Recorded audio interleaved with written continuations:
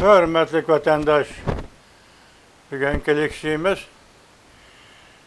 Washington'da sözlerimiz, lekşiyede size acıyoruz.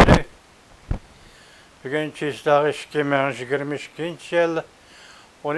ayının 20. günü vatandaş. Bugün Latinki vaziyet nime deyimiz? Yani gep Tayvan üstündeki tevatü da, bu Tayvan üstündeki gepler bir günü ciddileşip, bir günü pasiyip degendek. Hazır Tayvan'a kaçan hücum kılıdı Cumhur Kompartiyası degen gep hazır halkırada bir izlenediğin temiğe, dikkat kıldığın temiğe aylandı. Lekin yakından bir ki Müstemlik Uyguristan'dan kelivatkan haberler karganda Xitay hazır. Üyedini şäpe berip, bu yerde hareket kılış. Yaki bu yerde hareket kılıp, üyedi şäpege qartıp koyuş. Arkalık yeligerlik bilen aeroplan evetip Tayvan boşluğaga, hava boşluğaga, parxot evetip Tayvan boğuzaga ciddileşkendek kılıp ameliyatta hazır bas duruşunu Uyguristan'da delip bervatılı vatandaşı. Cezalagır meselesi hazır. Haysiyer kilip toxtadı. O sizge bizge ne malum? Bu doğru diye onun takıkallığı doğrusu Cumhur Kompartiyası bir neme demedi. Yaki uçuk aşkar aldı bunu davamlaştırman dep. Yani bir neme demedi. Bırak siyasetlerde bu bastırışını toxtatmaydı Allah'ın bırak berip kilovatıdı.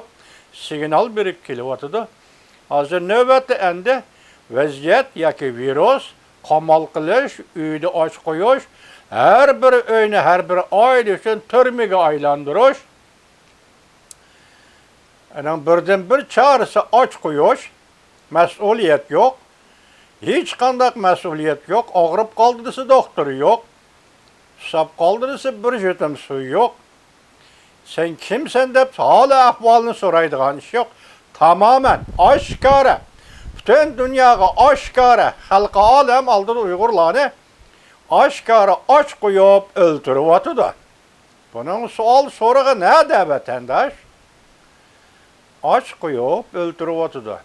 Şunu deymen azı Tayvan vaziyetini ciddileştirdim. Aeroplan evettim. Parxot evettim. Yaki Tayvan doğrusu bu kıtım kurultaydı Cumhur'un meselesi. Tayvan meselesini Cumhur yüzü bir taraf kılıdı dedim. Şununla halkara vaziyet ciddileşti. Moşu gepler arkalık gepni bütün halkara cemiyetinin nazarini, dikkatini Tayvan boğuzu qartıp koyup Xitay hükümeti müstemliki Uyguristan'da bastırış edip bervatlı vatandaş. Bugün yani şunun münasebetlik mesela Tayvan'a münasebetlik bir parçalık yani silahı tapşırımız hazır. Amerika bilen Tayvan birleşip Amerikça harbiy qural yaraq ishlab chiqarishni muhokama qilyapti. Mavzuli xabar 10 ayning 20 kuni Amerika ovozining Xitoy tili programmasi e'lon qilindi. Xabar mundaq boshlandi. Washington Amerika Tayvan davlat mudofaa ishlaridan xabardor bir kishi, bir nafar kishi mundaq dalilladi. Prezident Joe Biden hukumati Tayvan bilan birlashib Amerikacha harbiy qural yaraq ishlab chiqarish ve kural yarak işlep çıkarışına iktidarını östürüşünü oylaşıvatıda hem bu kural yaraklarını Tayvan'a tapşırıp verişini oylaşıvatıda. Bir yerden de Tayvan'ı kurallandıran da Amerika degen gep çıkardılar. Her yılda bir katım ötküzüldüğün Amerika-Tayvan devlet müdafaa sanat yığınını başkurgucu Amerika-Tayvan Sözgürler Cemiyeti'nin başlığı Han Şu bu. 10. ayının 19. günü Reuters agentliği bu haberinin rastgellikini delildi. Agahlandırış, yani bir haber. Amerika Deniz Armiya Admirali Cumhur Kompartiyası en tez bolganda bu yıl Tayvan'a hücum kılıdı dep görsetdi. Mavzuli haber 10. ayının 19. günü Van Vitor bitidi ilan kılındı haber. Bundak başlandı. Tercüme, tahrir, sonra Amerika Deniz Armiyası'nın bir nefer yukarı derecelik harbiy ofiseri emeldarı haftanın 3. günü mundaq görsetdi. Çünkü Kompartiyası nəhayət tiz bolğanda Tayvan'a moşu yel içədə hücum qılıdı. Yani 2022 yılı Admiral mundaq ko'rsatdi. Bundaq faraz qilishimning sababi mundaq. Jungo'ning raisi Xi Jinping musha hafta Jungo Kompartiyasining 20-qurultayda so'zlagan nutqida oshkorlagan so'z iboralar mushundaq bir hukm qilishga sabab bo'ldi. Janubning sar gazet xabar qilib mundaq ko'rsatdi. Amerika dengiz armiyasi urush qilish bo'limining ofitseri Amerika dengiz armiyasi Xi Jinping onun 20-qurultayda Tayvan mustaqilligi to'g'risi tarqatgan eg'ir ogohlantirishga qanday javob qaytardi deb savol qo'yilganda admiral mundaq dedi. Bu qandaqdir yolg'iz Xi Jinping so'zlagan so'zlari emas.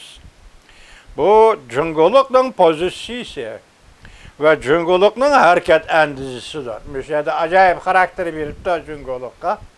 Nayta to'g'ri. Bu Jungo'likning pozitsiyasi ve ularning harakat andizisidir. Admiral mundaq ko'rsatib, ba'zilar Jungo Kompartiyasi 2027-yil hujum qiladi Tayvanga deyishidir. Nima ish mening qarashimcha Jungo Tayvanga 2020 nima deyishidir. Tugdimi? Endi savol nima ishqa? Mening qarashimcha deb boshlaydi. Dengiz armiyasining yuqori darajalik amaldori. Jungo Tayvanga 2022-yili mushu yil yoki 2023-yili mush 2 yil ichida hujum qiladi. Xi Jinping bu qatam 20-qurultayda nima dedi? Tayvan masalasini hal qilish Jungo'liklarning ishi. Jungo'liklar o'zi hal qiladi. Biz zaruriy vositalarni tanlash huquqimizni saqlab qolamiz.